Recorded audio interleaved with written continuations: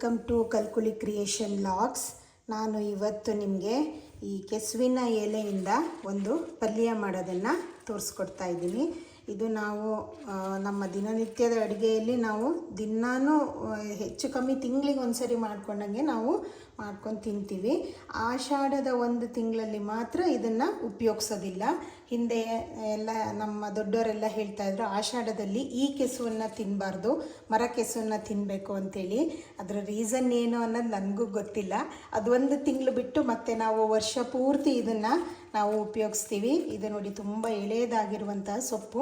ಇದು ನಮ್ಮ ತೋಟದಲ್ಲಿ ಎಲ್ಲ ಕಡೆ ಬೆಳ್ಕೊಳ್ಳುತ್ತೆ. ತುಂಬ ಎಳೆದಾದ ಎಲೆಯನ್ನು ಉಪಯೋಗಿಸ್ಬಿಟ್ಟು ನಾನು ಇದರಿಂದ ಒಂದು ಪದಾರ್ಥ ಮಾಡೋದನ್ನು ಹೇಳ್ತೀನಿ.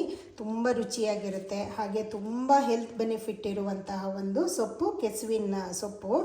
ಇದರಲ್ಲಿ ತುಂಬ ಪ್ರೋಟೀನ್ ಇರುತ್ತೆ. ಹಾಗೆ ರೋಗ ನಿರೋಧಕ ಶಕ್ತಿಯನ್ನು ಸಹ ಇದು ಹೆಚ್ಚಿಸುತ್ತೆ. ಆಮೇಲೆ ಕ್ಯಾನ್ಸರ್ ಬರದ ರೀತಿಯಲ್ಲಿ ಇದು ತಡೆಯುತ್ತೆ ಅಂತ ಹೇಳ್ತಾರೆ. ಹಾಗೆ ಇದು ಅಸ್ತಮಾ, ಆರ್ಥ್ರೈಟಿಸ್ಸು, ಆಮೇಲೆ ಏನೇ ನ್ಯೂರಲಾಜಿಕಲ್ ಡಿಸಾರ್ಡರ್ ಇದ್ರೂ ಇದು ತುಂಬ ಒಳ್ಳೆಯದಾಗಿ ಕೆಲಸ ಮಾಡುತ್ತೆ ಔಷಧಿಯಾಗಿ. ಆಮೇಲೆ ಇದರಲ್ಲಿ ಪ್ರೋಟೀನ್ ಹೆಚ್ಚಿರೋ ಕಾರಣ ಇದು ವೆಯ್ಟ್ ಲಾಸ್ ಮಾಡೋದಕ್ಕೂ ತುಂಬ ಒಳ್ಳೆಯದು ಅಂತ ಹೇಳ್ತಾರೆ.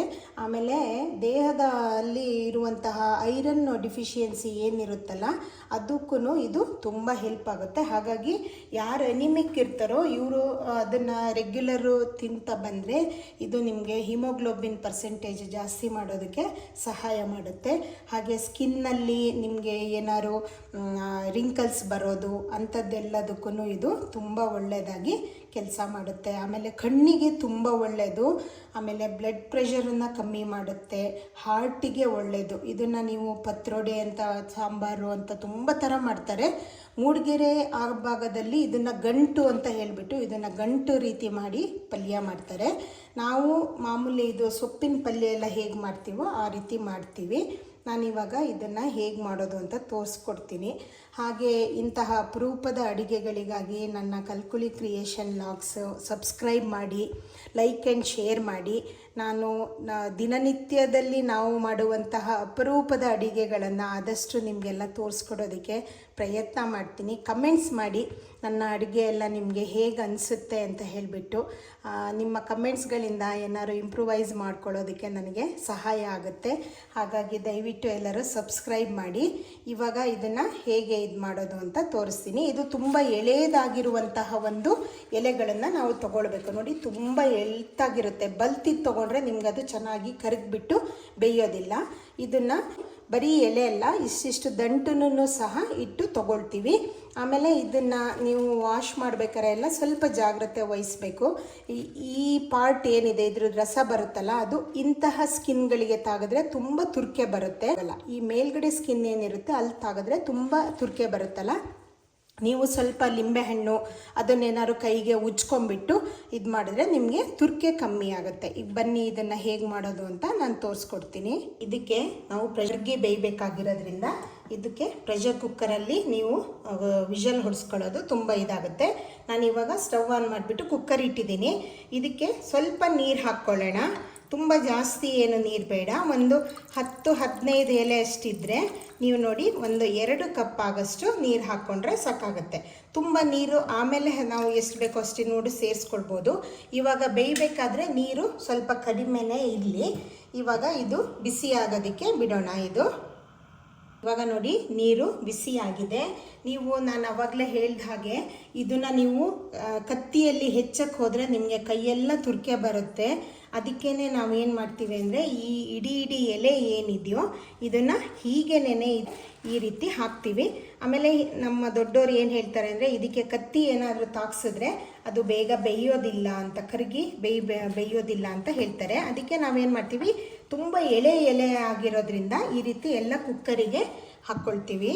ಆವಾಗ ಇದು ನೀರು ಸ್ವಲ್ಪ ಕಮ್ಮಿ ಹಾಕ್ಕೊಂಡಾಗ ನಿಮಗೆ ಇದು ಚೆನ್ನಾಗಿ ಕರಗಿ ಬೇಯುತ್ತೆ ಅದು. ಇವಾಗ ನೋಡಿ, ಇದು ನೀರು ಬಿಸಿಯಾಗಿ ಬಾಯ್ಲ್ ಆಗ್ತಾ ಇದೆ.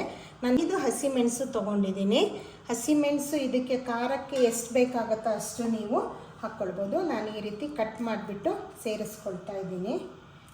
ಈ ರೀತಿ ಎಲ್ಲ ಇದನ್ನು ನೀವು ಕಟ್ ಮಾಡಿಬಿಟ್ಟು ಸೇರಿಸ್ಕೊಳ್ಳಿ. ಇದು ಕುಕ್ಕರಲ್ಲಿ ನಾವು ವಿಷಲ್ ಹೊಡಿಸೋದ್ರಿಂದ ಇದು ಕರಗಿಬಿಟ್ಟು ಬೇಯುತ್ತೆ. ಇವಾಗ ಇದಕ್ಕೆ ಉಪ್ಪು ಆಮೇಲೆ ಟೇಸ್ಟ್ ನೋಡಿ ಮತ್ತೆ ಹಾಕ್ಕೊಳ್ಬೋದು.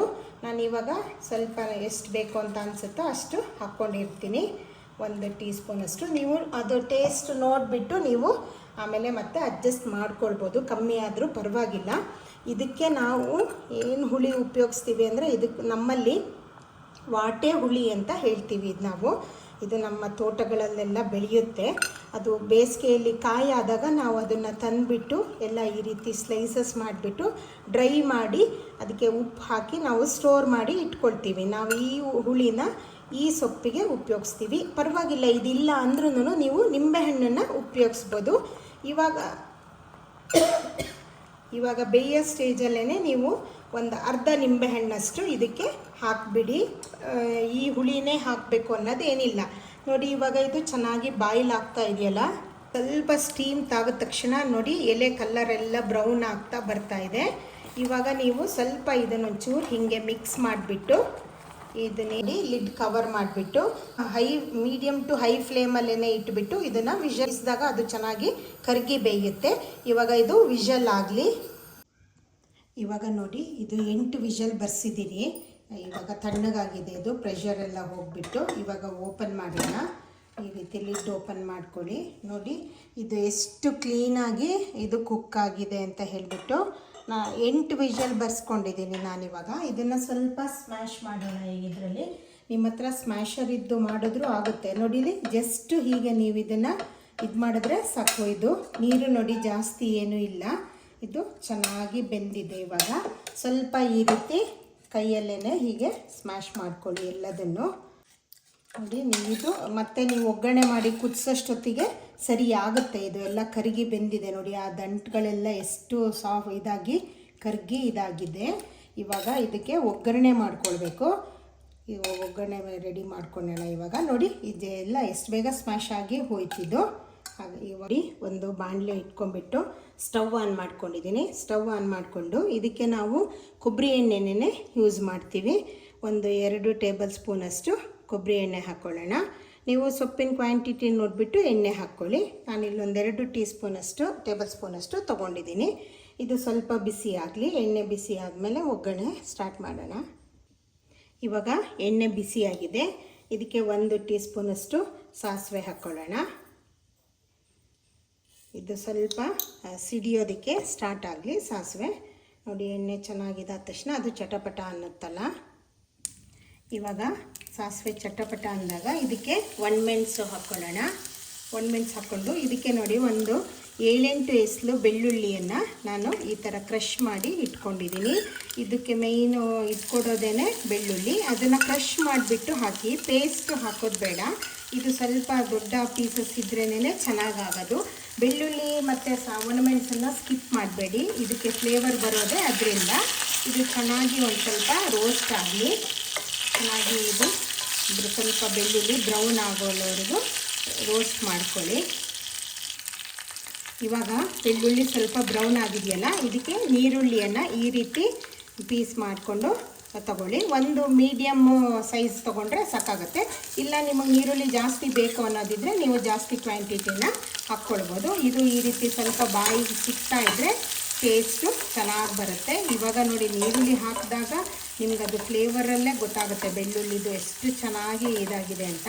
ಇದನ್ನು ಸ್ವಲ್ಪ ಹೊತ್ತು ನೀರುಳ್ಳಿ ಕಲರ್ ಚೇಂಜ್ ಆಗೋಷ್ಟು ನಾವು ಫ್ರೈ ಮಾಡ್ಕೊಳ್ಳೋಣ. ಇವಾಗ ನೋಡಿ ನೀರುಳ್ಳಿನೂ ಸ್ವಲ್ಪ ಚೆನ್ನಾಗಿ ಕುಕ್ ಆಗಿಬಿಟ್ಟು ಕಲರ್ ಚೇಂಜ್ ಆಗ್ತಾ ಇದೆ. ಇವಾಗ ನಾವು ಏನು ಸೊಪ್ಪನ್ನು ರೆಡಿ ಮಾಡ್ಕೊಂಡಿದ್ದೀವಲ್ಲ ಬೇಯಿಸ್ಬಿಟ್ಟು ಇದನ್ನು ಆ್ಯಡ್ ಮಾಡೋಣ. ಆ್ಯಡ್ ಮಾಡಿಬಿಟ್ಟು ಇದನ್ನು ಚೆನ್ನಾಗಿ ಮಿಕ್ಸ್ ಮಾಡಿ.